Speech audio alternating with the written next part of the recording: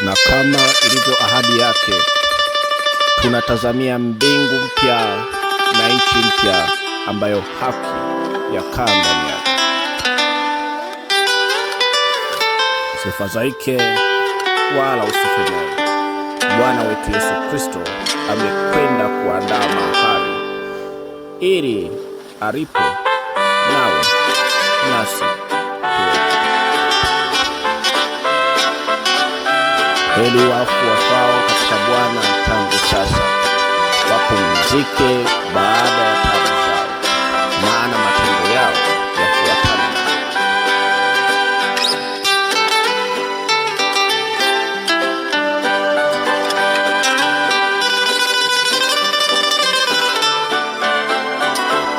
Neno la Bwana linasema, nikasikia sauti kubwa kutoka katika kile kiti cha enzi ikisema, tazama, maskani ya Mungu ni pamoja na wao, naye atafanya maskani yake pamoja nao, nao watakuwa watu wake, naye Mungu mwenyewe atakuwa pamoja nao.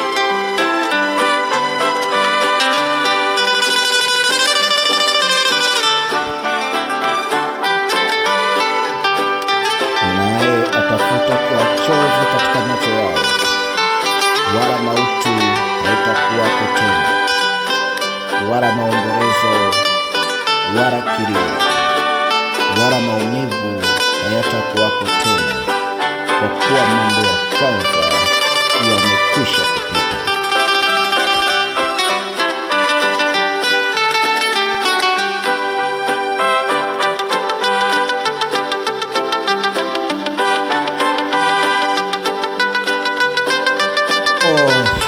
Tazama, yuaja na mawingu, na kila jicho litamwona, nao waliokufa katika Kristo watafufuliwa kwanza. Kisha sisi tulio hai tutaungana pamoja nao, tunyakuliwa kumlaki Bwana. Tutakwenda nao hata katika mji mtakatifu, tutakapoishi pamoja